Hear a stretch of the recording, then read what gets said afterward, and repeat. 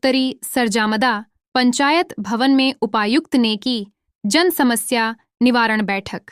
जमशेदपुर उत्तरी सरजामदा पंचायत भवन में उपायुक्त श्री कर्ण सत्यार्थी ने स्थानीय जनप्रतिनिधियों एवं ग्रामीणों के साथ बैठक की।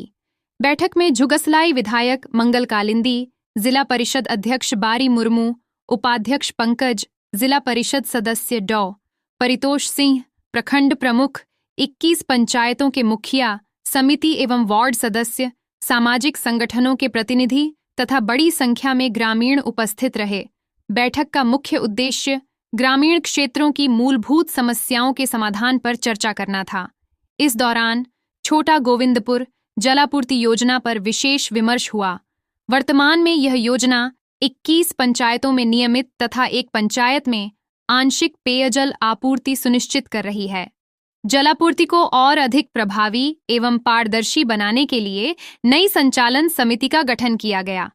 ग्रामीणों व जनप्रतिनिधियों ने बैठक में स्ट्रीट लाइट की खराबी, विद्यालयों में चार दीवारी का अभाव, शौचालय की कमी, पेयजल सुविधा और सड़क मरम्मत जैसी समस्याओं को रखा।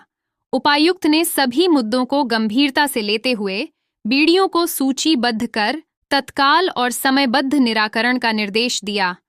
उपायुक्त ने कहा कि जिला प्रशासन का प्रयास है कि ग्रामीण क्षेत्रों की हर बुनियादी समस्या का प्राथमिकता के आधार पर समाधान किया जाए। साथ ही उन्होंने जनप्रतिनिधियों और ग्रामीणों से सहयोग एवं सुझाव देने की अपील की। बैठक में सीओ मनोज कुमार, बीडीओ सुमित प्रकाश, कार्यपालक दंडाधिकारी सह डीपीओ सुदीप्त राज, कार्यपालक अभियंता सुनील कुमार समेत अन्य पदाधिकारी भी मौजूद रहे।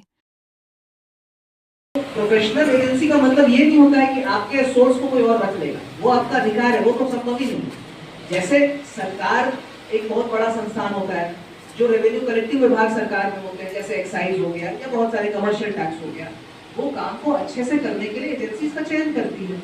वो एजेंसी रेवेन्यू कलेक्ट करके सरकार को जमा करती है। तो यदि ये ऐसा नहीं कि एजेंसी से ही हम लोग करेंगे या जनसैया से ही करेंगे, इस डिसीजन पे आने के लिए थोड़ा और विमर्श हम लोगों को करना पड़ेगा।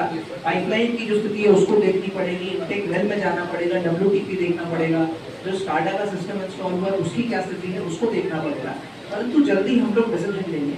बट ये मत समझिए कि कोई एजेंसी अगर कलेक्शन करेगी तो पैसा अपने पॉकेट में रखेगी। एजेंसी पैसा को कलेक्ट करके समिति को ही देगी और उसके बाद जो उसका डिवीजन है, जलसैयाएं जितना काम कर रही हैं, तो वो आपस में आप ही लोग डिसाइड करेंगे कि जलसैयाओं का मानदेय कितना होना चाहिए, एजेंसी को कितना पैसा मिलना चाहिए, कहीं पे रिपेयर वर्क हो रहा है तो उसका क्लियरेंस हम कैसे लें।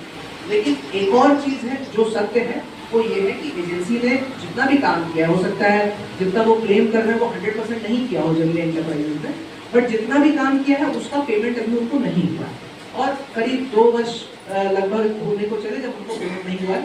तो उनका जो कंसर्न है वो भी एक तरह से जेन्युइन है कि भाई बिना पैसे वो कब तक काम करेंगे।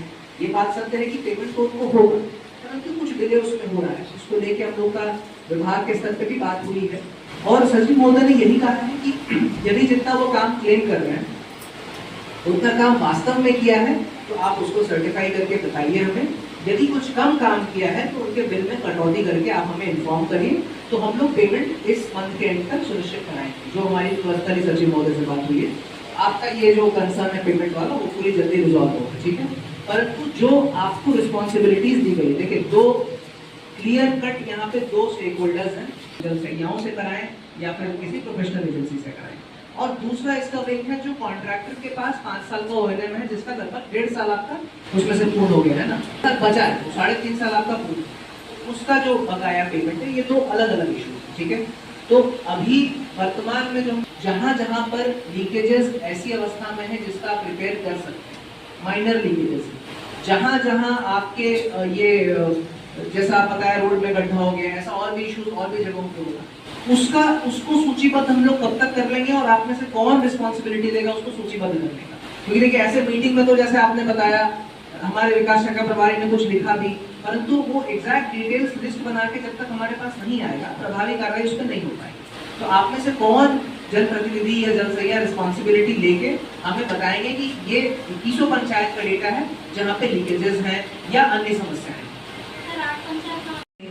प्रेशर थोड़ा कम है, कई जगहों पे जहाँ पे रिपेयर वर्क हुआ है वहाँ पे रोड को या जो भी जहाँ पे भी रिपेयर वर्क हुआ है उसको पहले स्टेटस को मतलब पहले जैसा था वैसा ठीक नहीं किया गया है। और साथ ही साथ संचालन को लेके कुछ संशय है।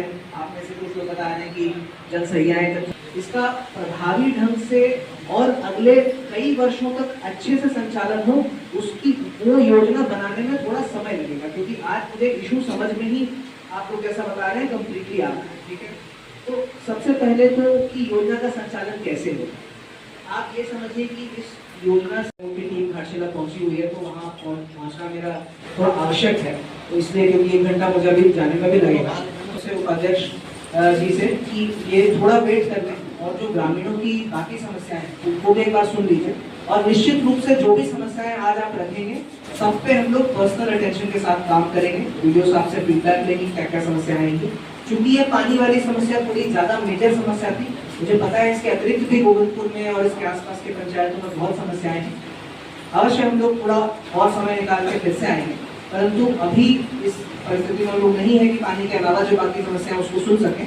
लेकिन हमारा आग्रह है कि जिला परिषद अध्यक्ष और उपाध्यक्ष जी से कि आप लोग जो है ग्रामीणों की समस्या थोड़ा सुन लें, और सुदीप आप यहाँ पे रहिएगा, उसको प्रोसीडिंग में जरूर आएंगे। देखिए, सभी जनप्रतिनिधि इस क्षेत्र के जितने पंचायत हैं और सभी पंचायत समिति सदस्य, ब्लॉक प्रमुख, जिला परिषद अध्यक्ष मैडम, सभी लोग यहाँ उपस्थित थे और बहुत सकारात्मक डिस्कशन हम लोगों का हुआ। सभी का लक्ष्य एक ही है कि गोविंदपुर जलापूर्ति योजना का संचालन बेस्ट पॉसिबल वे में कैसे हो। अभी कुछ कमियां हैं उसमें, जिसके रेजोल्यूशन के लिए हम लोग प्लान कर रहे हैं और होपफुली जल्दी इस योजना का संचालन बहुत अच्छे ढंग से करेंगे। क्या निष्कर्ष निकला सर आपका? देखिए, कुछ निष्कर्ष तो ये है, जैसे जो संचालन की समिति है उसमें उसका पुनर्गठन हुआ है, तो जो पिछले 5 वर्षों से संचालन हो रहा था उसका जो लेखा जोखा है वो हमें 1 वीक में दुरुस्त कर लेना है, ताकि हम ये समझ लें कि संचालन समिति के पास कितना फाइनेंशियल कैपेसिटी है। दूसरा, पूजा के पहले जितने माइनर रिपेयर वर्क्स हैं वो सभी हमें कंप्लीट कर लेने हैं। कुछ इशू यहाँ पे जो ONM के कॉन्ट्रैक्टर हैं उनका पेमेंट का इशू है, जिसके संबंध में विभाग से वार्तालाप चल रहा है और जल्दी ही उनके बिल्स को सत्यापित कर लेंगे हम, ताकि उनके पेमेंट का जो राह है वो आसान हो सके। तो ये कुछ निर्णय थे जो इंटरिम तौर से लिए गए, जो